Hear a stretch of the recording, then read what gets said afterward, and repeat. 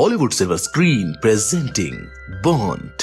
कहानी की शुरुआत में हमें एडम जोन्स को दिखाया जाता है, जो कि एक हाई क्लास पेरिशियन रेस्टोरेंट का टॉप शेफ हुआ करता था, जो कि उसके गुरु जॉन ल्यूक का रेस्टोरेंट था। एडम को 2 मिशेलिन स्टार भी मिल चुके थे, मगर ड्रग्स, अल्कोहल और अपने एरोगेंट बिहेवियर की वजह से एडम का करियर एकदम ठप हो गया था।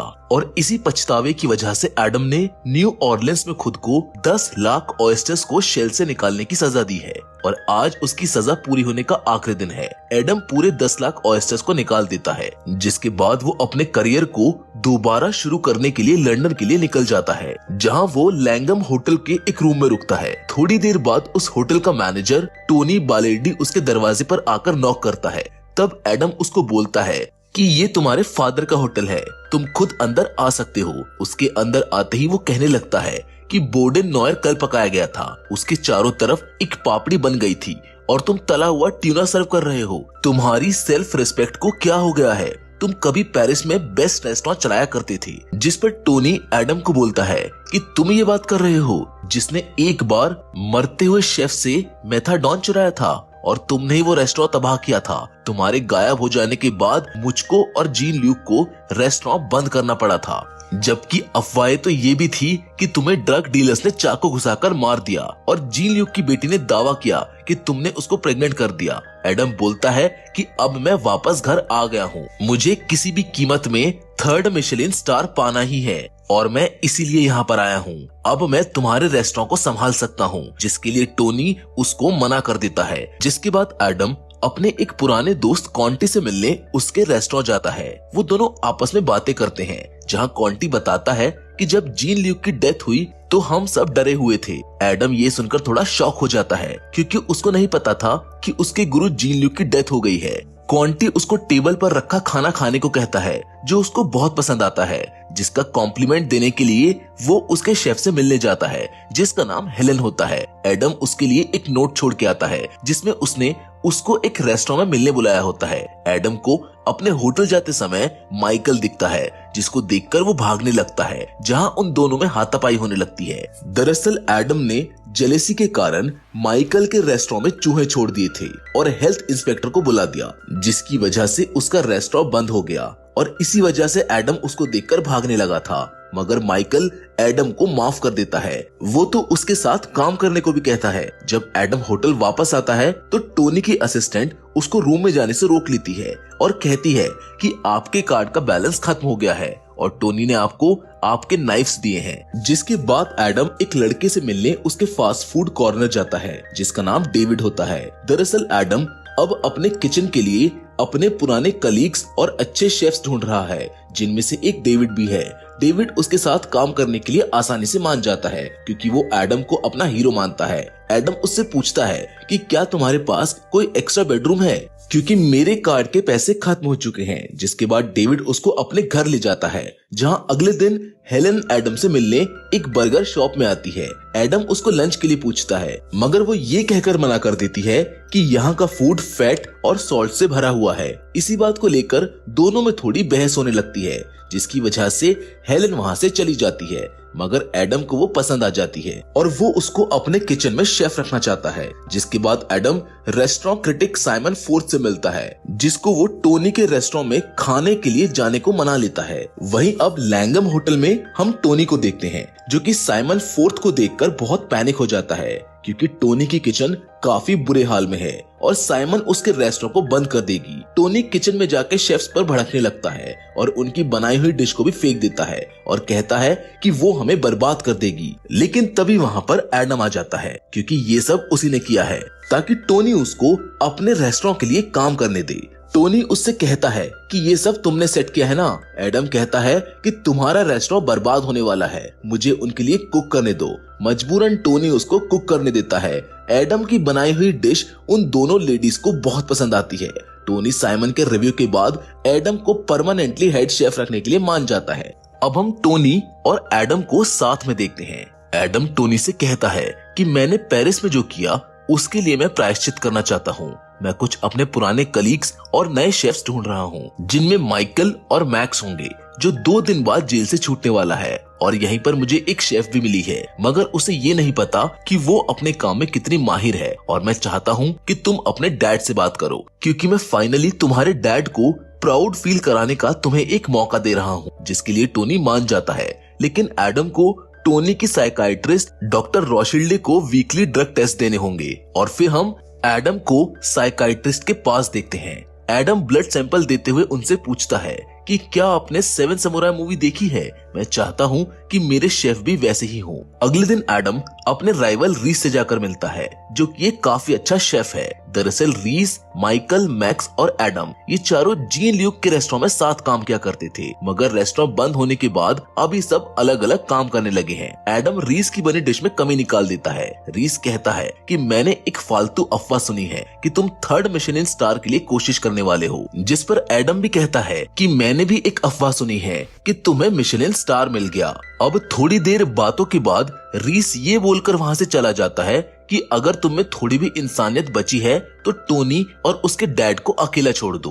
अब मैक्स भी जेल से बाहर आ चुका होता है और वो भी एडम को ज्वाइन कर लेता है, जिसके बाद हम देखते हैं कि एडम के लिए किचन को रेनोवेट किया जा रहा होता है, जहाँ वो कुछ बना रहा है, जिसको टेस्ट करने के लिए वो उसको टोनी के पास लेकर जाता है, जहाँ पर टोनी उससे कहता है कि तुमको पेरिस का बोनासियस तो याद होगा ना, क्योंकि वो कह रहा था कि तुमने उससे ड्रग्स के लिए बहुत सारे पैसे उधार लिए हैं। अब उसकी किचन के लिए मीट और बाकी का सामान भी आने लगता है और देखते ही देखते उसका किचन भी रेडी हो चुका होता है। और आज लैंगम में एडम के रेस्टोरेंट की ग्रैंड ओपनिंग का दिन है, जहाँ पर वो और उसके सभी शेफ्स डिशेस बना रहे होते हैं। तभी दूसरी ओर हम देखते हैं कि कॉन्टे हेलेन को काम से निकाल देता है ताकि वो एडम के साथ काम करके अपने टैलेंट का सही इस्तेमाल कर सके। जिसके बाद हेलेन एडम से मिलने आती है, जहां वो उसके साथ काम करने से मना करने लगती है, मगर एडम उसकी सैलरी ट्रिपल कर देता है और उसको अपने साथ काम करने को मना लेता है। और अब सभी शेफ्स मिलकर ग्रैंड ओपनिंग में आए सभी गेस्ट के लिए ऑर्डर्स रेडी करने लग जाते हैं। तभी टोनी वहां आकर एडम को न्यूज़पेपर में छपा एक आर्टिकल दिखाता है, जिसको देखने के बाद वो सारी बनाई हुई डिश चेक करता है, मगर एडम को कोई भी डिश पसंद नहीं आती है, क्योंकि किसी डिश की चीजें ज्यादा पकी हुई होती हैं तो किसी डिश की चीजें सही शेप में नहीं होती हैं। इसलिए एडम गुस्से में उन सभी डिश को फेंक देता है और खुद थोड़ी देर के लिए बाहर चला जाता है। जब वो वापस आता है तो जिन सभी का आज यहाँ डिनर था उन सभी के पैसे एक माफीनामे के साथ वापस करने को कहता है और बोलता है कि जो भी आज रात यहाँ पर हुआ ये सब मेरी गलती है। जिसके बाद वो अपने शेफ्स की गलतियों की वजह से उन सभी पर बहुत गुस्सा करता है, जिस वजह से उसकी हेलेन से बहस हो जाती है। हेलेन उसके मेन्यू में कमी बताती है। वो हेलेन का कॉलर पकड़कर कहता है कि तुम मेरे रेस्टोरेंट के लिए पॉइजन हो, निकल जाओ मेरे रेस्टोरेंट से। जिसके बाद एडम टोनी से टीवी इंटरव्यू देने के लिए कहता है। अगले सुबह एडम को टीवी शो पर देखते हैं, जहां वो ग्रैंड ओपनिंग के बारे में बताता है कि हमने फ्राइडे नाइट को ओपनिंग रखी थी, लेकिन वो परफेक्ट नहीं थी और मुझे परफेक्ट चीजें पसंद नहीं है, इसलिए हम नेक्स्ट वीक ओपनिंग से पहले फ्री डिनर दे रहे हैं। दूसरी तरफ ये शो हेलेन और उसकी बेटी भी देख रही होती है। हेलेन को इतना भला बुरा कहने के बाद टोनी हेलेन से मिलने आता है, जो हेलेन को उसके मेन्यू वाली बात को सही बताता है और उससे कहता है कि एडम तुम्हें सच में वापस चाहता है। टोनी उसको वापस रेस्टोरेंट आने के लिए मना लेता है, पर हेलेन एडम के कुकिंग स्टाइल को ओल्ड फैशन बताती है। हेलेन और टोनी एक इक्विपमेंट और कुछ पैक करने वाले पैकेट्स लेकर एडम के पास किचन में पहुंच जाते हैं। इस इक्विपमेंट की मदद से मीट और चीज जैसी चीजों को कम टेम्परेचर पर गर्म रख सकते हैं, जिससे वो खराब नहीं होगी। जिसके बाद हम देखते हैं कि धीरे धीरे अब सब ठीक होने लगता है। अब सारे शेफ परफेक्ट डिश बनाने लगे हैं और अब उनका रेस्टोरेंट अच्छा चल गया है, यहाँ तक कि उनके रेस्टोरेंट में एक भी टेबल खाली नहीं है। वहीं दूसरी ओर रीस को उसके खुद के रेस्टोरेंट में तोड़फोड़ करते हुए दिखाया जाता है। वहीं दूसरी ओर धीरे धीरे एडम और हेलेन एक दूसरे के करीब आ रहे होते हैं। वहीं अब हम टोनी को देखते हैं, जो कि अपने पूरे सर्विस स्टाफ को मिशेलिन मैन के बारे में बता रहा होता है कि मिशेलिन मैन एक वुमेन भी हो सकती है, मगर याद रहे कि वो हमेशा अपना टेबल 7:30 से पहले ही बुक करा लेते हैं। उस जोड़े में से एक पहले आता है, जो कि बार में जाके ड्रिंक करता है और उसका पार्टनर आधे घंटे बाद। फिर वो लोग आधी बोतल वाइन ऑर्डर करते हैं। उन्होंने बिजनेस सूट्स पहने होते हैं, वो पोलाइट होते हैं, लेकिन वो फर्श पर टेबल के नीचे एक फोर्क रख सकते हैं, सिर्फ ये चेक करने के लिए कि आपने ध्यान दिया या फिर नहीं।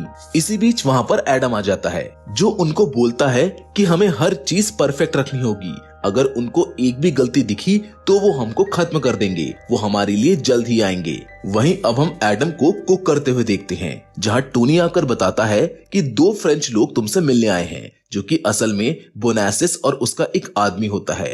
वो अपने ड्रग्स के पैसे लेने आए होते हैं। एडम उनसे मिलने जाता है। वहीं किचन में काम करते हुए हेलन का हाथ जल जाता है, जिसकी वजह से हेलन थोड़ा ब्रेक ले लेती है। जहां हेलन से मिलने एडम आता है। हेलन एडम से अपनी बेटी का बर्थडे सेलिब्रेट करने के लिए एक दिन की छुट्टी के लिए पूछती है, पर एडम उसको ये कहकर मना कर देता है कि मुझे थर्सडे को पूरे दिन तुम्हारी जरूरत है। जिस बात को सुनकर हेलन को थोड़ा बुरा लगता है। जिसके बाद हम हेलन को गुस्से में किचन में काम करते हुए देखते हैं, जहां वो सब पर छोटी छोटी चीजों पर भड़क रही होती है। वहीं अगले दिन एडम अपना वीकली टेस्ट देने डॉक्टर रोशिल्डी के पास जाता है, जहां वो बताती है कि लास्ट नाइट टोनी उसके साथ था और उसने बताया कि वो तुमसे प्यार करता है और उसने अपने डैड के लिए नहीं बल्कि तुम्हारे लिए रेस्टोरेंट दोबारा ओपन किया ताकि तुम अपना 3rd मिशेलिन स्टार पा सको। डॉक्टर रोशिल्डे उसको कहती है कि तुम्हें दूसरों पर भरोसा करना चाहिए। सबके साथ काम करने में पावर है, ना कि वीकनेस। उससे ही तुम सब कुछ पा सकते हो।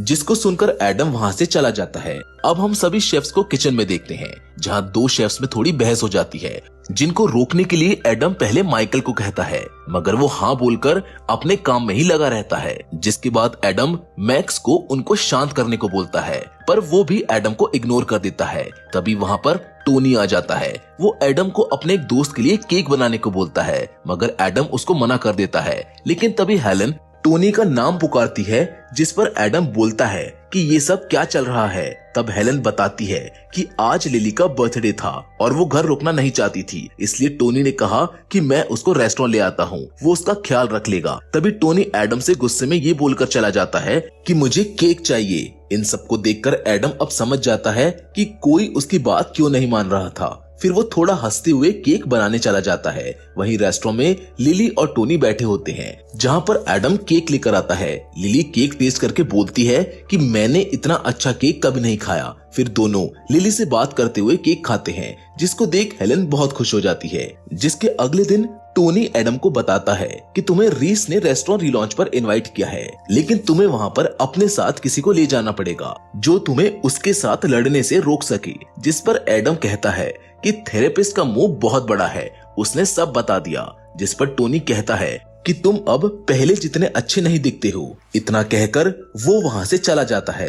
एडम किचन में हेलन को अपने साथ आने को पूछता है और हेलन जाने के लिए हाँ कर देती है। अब हम हेलन और एडम को रीस की रिलॉन्चिंग पार्टी में देखते हैं, जहां रीस उन दोनों से मिलने आता है और हेलन की तारीफ करते हुए कहता है कि अगर तुम इससे थक जाओ तो तुम्हें पता है कि तुम्हें कहाँ कुक करना है। तभी एडम की नजर जीन ल्यूक की बेटी मैरी पर पड़ती है।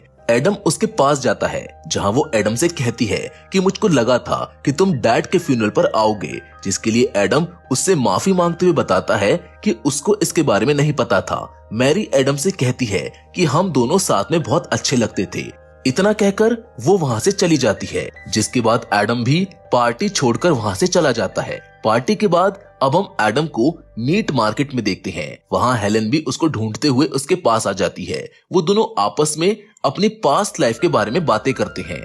हेलन उससे पूछती है कि पेरिस में क्या हुआ था। एडम कहता है कि मैंने वहाँ सब कुछ गड़बड़ कर दी। मुझे सब कुछ वक्त से पहले ही मिल गया था, जिसको मैं कंट्रोल नहीं कर पाया। मैंने बहुत कोशिश करी, मुझे उनसे आजाद होने का मन करने लगा, जिससे मैंने सब कुछ बिगाड़ दिया। हेलन भी उसको बताती है कि वो और उसका पति अब साथ नहीं है। जिसके बाद वो दोनों साथ में ही घर के लिए निकल जाते हैं। रास्ते में उनके बीच में किस हो जाती है और इसी बीच बोनासिस और उसका एक आदमी वहाँ पहुँचता है, जो एडम को अपने साथ लेकर चला जाता है। अब हम हेलन को किचन की बैक साइड में आते हुए देखते हैं, जहां एडम उसको गार्बेज के पास बैठा हुआ मिलता है, जिसके चेहरे से खून निकल रहा होता है। उसको बोनासिस और उसके आदमी ने बहुत पीटा होता है। उसको अंदर लेके जाती है और तब एडम उनको बताता है कि उसके ऊपर उन लोगों का बहुत कर्ज है। तभी टोनी की असिस्टेंट वहां आ जाती है और बताती है कि एक आदमी जिसने सूट पहना हुआ है वो बार में ड्रिंक कर रहा था। उसका दोस्त आधे घंटे बाद आया और अब उन्होंने हाफ बॉटल वाइन ऑर्डर की है और एक फोर्क फर्श पर पड़ी हुई है। जिसको सुनकर एडम उसी हालत में उठकर अपना ऑर्डर चेक करता है और उसको बनाने लग जाता है। हालांकि उसको काफी लोग मना कर रहे होते हैं क्योंकि उसकी हालत बहुत खराब थी, मगर वो फिर भी उनका ऑर्डर रेडी करने में लग जाता है और बन जाने के बाद उसको टेस्ट करके अच्छी तरह प्लेट साफ करके सर्विस के लिए दे देता है। लेकिन तभी कुछ मिनट बाद टोनी उसकी बनाई हुई डिश वापस ले आता है क्योंकि उसमें बहुत ज्यादा मिर्च डली होती है। जब एडम उसको टेस्ट करता है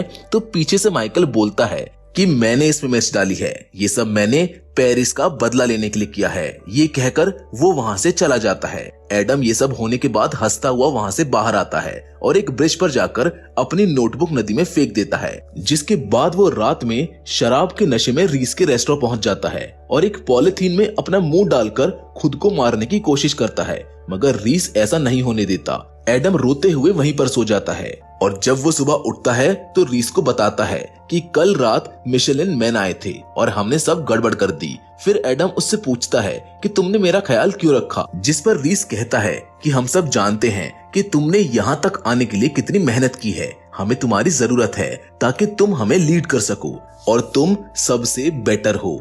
इसके बाद एडम वापस अपने होटल जाते हुए रास्ते में बोनासिस की कार खड़ी हुई देखता है और मैरी भी वहाँ पर ही होती है। उसने एडम का सारा कर्ज चुका दिया होता है। जब एडम उससे आकर पूछता है कि तुमने उसको पैसे क्यों दिए, जिस पर मैरी उससे कहती है कि वो कर्ज जितना तुम्हारा था उतना ही मेरा भी था। जिसके बाद वो एडम को उसके डैड के नाइफ्स देकर वहाँ से चली जाती है। वहीं अब एडम अपने रूम में बैठा हुआ जीन ल्यूक के नाइफ्स देख रहा होता है। तभी वहाँ पर टोनी और हेलेन आ जाते हैं।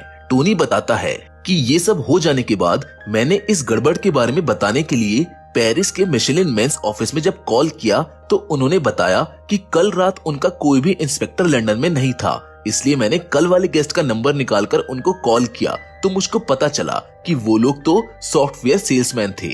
ये सुनकर एडम खुशी से टोनी को गले लगा लेता है, जिसके बाद फिर से बाकी सब धीरे धीरे नॉर्मल होने लगता है। पर अब एडम बदल चुका होता है, वो सबके साथ मिलकर काम कर रहा होता है। अब कुछ दिनों बाद हम ये देखते हैं कि दो आदमी उनके रेस्टोरेंट में आते हैं और आधी बोतल वाइन ऑर्डर करते हैं। दरअसल यही मिशेलिन मैन होते हैं। टोनी और उसके असिस्टेंट समझ जाते हैं कि ये मिशेलिन मैन है। टोनी तुरंत एडम के पास जाता है और उसको बताता है कि मिशेलिन मैन आ गए हैं, जिनका ऑर्डर वो एडम को दे देता है। एडम नॉर्मल रिएक्ट करते हुए कहता है कि हम वही करेंगे जो करते हैं और इसको हम सब साथ मिलकर करेंगे। जिसके बाद एडम और उसके सभी शेफ्स मिलकर उनका ऑर्डर रेडी करते हैं और ऑर्डर रेडी हो जाने के बाद एडम उसको सर्विस के लिए दे देता है। जिसके बाद हम एडम को छत पर खड़ा हुआ देखते हैं जहाँ टोनी आता है। वो दोनों बहुत खुश होते हैं क्योंकि अब एडम को 3rd मिशेलिन स्टार भी मिल चुका था। वो सभी साथ मिलकर खाना खाते हैं, जिसके साथ ये फिल्म यहाँ पर खत्म हो जाती है। इस फिल्म से हमें एक चीज तो सीखने को मिली है कि टीम के साथ किया हुआ काम कभी भी असफल नहीं होता। शुरुआत में एडम ये सब अकेले करना चाहता था, लेकिन समय रहते उसको ये एहसास हो गया था कि ये जंग वो अकेले नहीं जीत सकता और इतिहास इसका साक्षी भी रहा है कि कोई भी जंग अकेले लड़कर नहीं जीती जाती। एडम ने भी अपनी इस गलती को माना और एंड में अपनी टीम को वो साथ लेकर चला, जिसके बाद उसने और उसकी टीम ने इतिहास रच दिया। हम उम्मीद करते हैं कि एडम की कोशिश आपको पसंद आई होगी।